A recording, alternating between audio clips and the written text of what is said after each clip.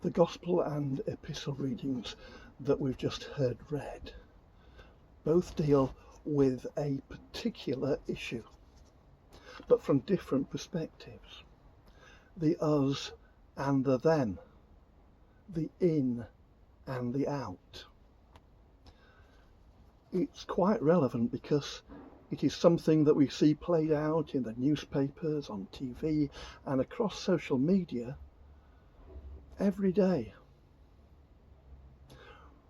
Whether it's Brexiteers or Remainers, the left or the right, the elite and privileged or the ordinary and excluded, citizen, refugee or migrant, north versus south, even united or city. You can think of any particular issue, any topic, and imagine that sort of conversation, in or out, us or them. In our heads, we make a clear divide. We're on one side and they're on the other.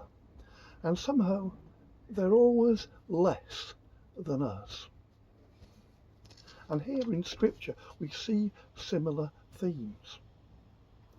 In the Gospel, Jesus and his Jewish disciples are confronted by someone on the wrong side of the tracks, with the wrong background.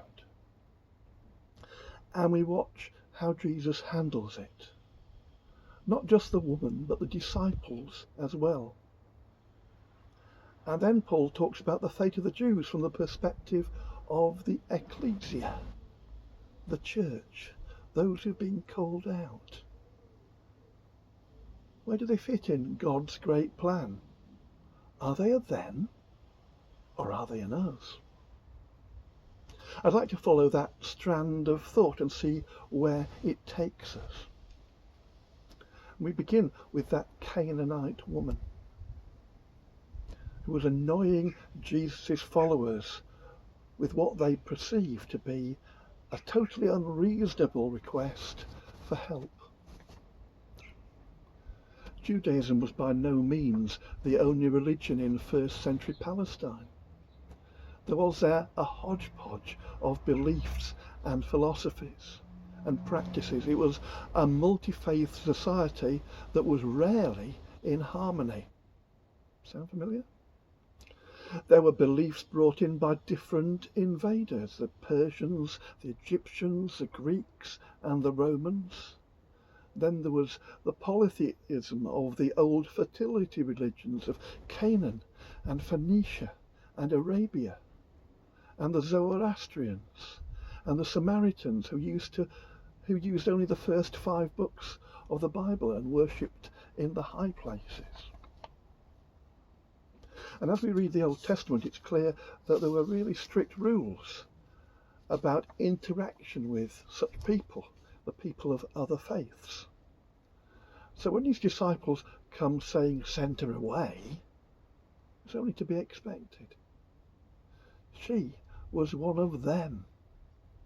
And Jesus' first response to his followers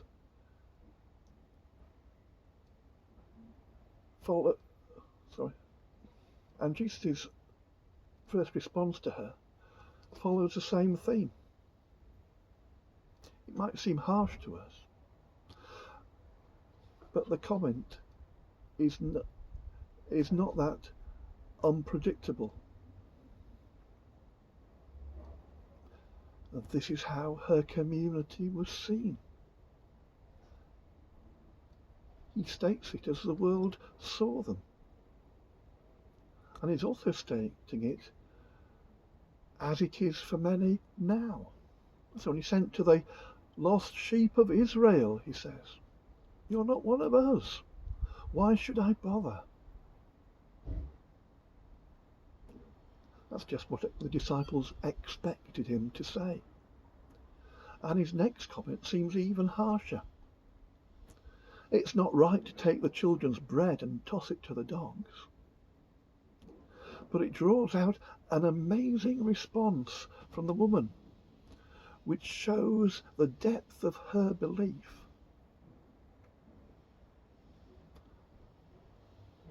Not just to Jesus, but to the disciples as well.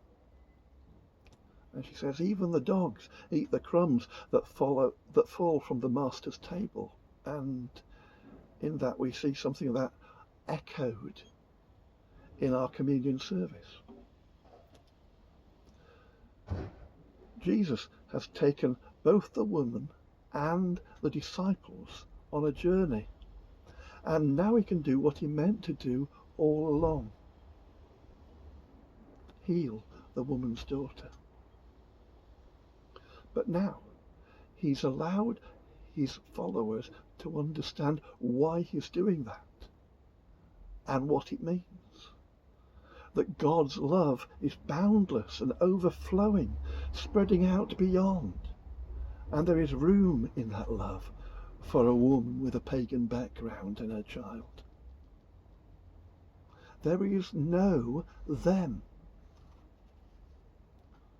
There's only people who could become us. And we see that again and again in Jesus' ministry. People on the wrong side of the tracks. People on the outside. Whether it's by race, like the Roman officer, or background, like Zacchaeus, the tax collector, or gender, like the woman at the well, or disease, like the leper. His love and his ministry stretched out and beyond the normal boundaries. And we see those first fruits of the completion of the promise to Abraham, that through him all mankind would be blessed. Yes, Jesus was sent to the house of Israel first. But John puts it so eloquently when he writes in the first chapter of his gospel, he came to that which was his own, but his own didn't receive him. Yet to all who did receive him, to those who believed in his name, he gave the right to become children of God. Children of God. Children of the living God. That's how those first Christians saw themselves. Most were Jews, and they saw themselves as Jews, but Jews that had got it right, who had understood the true meaning of the Torah, the reality behind the warnings of the prophets, not the legalistic machinations of the Pharisees and the rabbis who seemed to produce so much case law which allowed them to avoid what the real intent was. So these new Christians had recognized the Messiah for who he was when he came. And the old guard hadn't and couldn't. Too much in the way. These early Christians didn't perceive a boundary between their Jewishness and their new Christian faith, because they found in Jesus the fulfillment of the law. But it took many years to work out what that really meant in the early church. And many Jewish Christians went to synagogue on Saturday, and church on Sunday. And they continued to do that for about 100 years until they weren't allowed to anymore. It took a great council in Jerusalem to work out that the newly converted Gentiles didn't have to go through the rituals of Judaism or keep their dietary rules. That a relationship with the one who fulfilled the law was sufficient. And they too are one of us. And that's at the core of the mission that Paul took on reaching out beyond to give the Gentiles that opportunity to become the children of God. When Paul wrote to the church in Rome, he was talking to people who were in a very different situation to the church in Jerusalem. They were at the centre of the Roman Empire, the heart of the emperor cult. How many in that church were Gentiles? How many had started out as Jews? And how were they to relate to the rest of the Jewish community? Paul recognised that it was because the Gentiles, and that includes you and me, because they had fallen outside the provisions of the Old Covenant, that they'd been made so much more aware of their need for a relationship with the one true living God. And Paul felt that this would be the same for his own people, the Jews, once they realised what they were missing out on. They were not abandoned or rejected. They were not cast out, but they had separated themselves in refusing to see Jesus for who he really is. It's not the first time that they'd done this. They turned from God at the base of Mount Sinai when Moses went up the mountain to receive the law. And they went back to the high places when they invaded Canaan. And they included other gods in their worship. And the prophets spoke harshly about that sort of behaviour. There were consequences to that. And there were consequences here. But they're not forgotten. They are not a them, but another potential us. Paul sees that separation as an opportunity for people to see more clearly their true needs. And it's happening now as we speak. When I worked in Hull, I worked with somebody who had a Jewish background, who'd been brought up as a Jew. And you'll remember when Steve and Andrea were talking about their visit to Israel, about how they were shown round by some Messianic Jews who'd recognised Jesus as the Messiah. Paul looks to that day when members of the 12 tribes will recognise the truth of who Jesus is and join in the everlasting song of worship when the earth shall be filled with the glory of God as the waters cover the sea. That's what Paul was working towards. And it's a work that we are called to share. The outreach continues within and without. Who knows when seeds are planted and when God's call will come?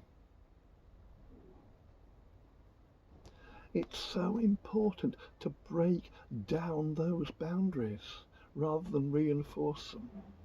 It's so important to open our arms rather than turn our backs. I'd just like to finish with this thought about teaching and outreach, which is what we've seen both Jesus and Paul do.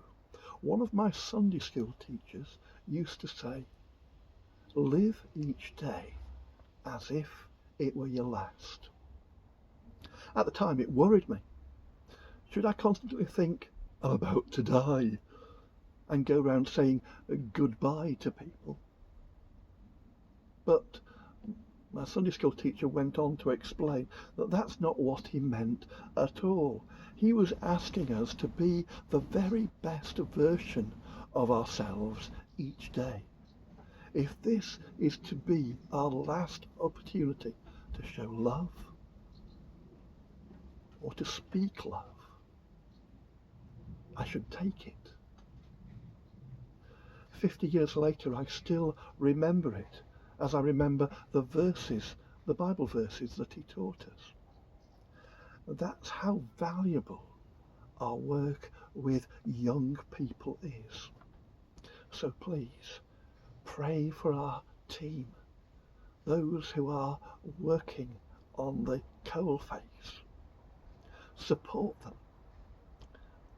And to those who are working with our young people, I want to say this: be encouraged. What was said then was so important to me, and it's been important for 50 years. What you do is at the heart of the gospel. It's important, it's valuable, it's precious, and it really does have an impact. Amen.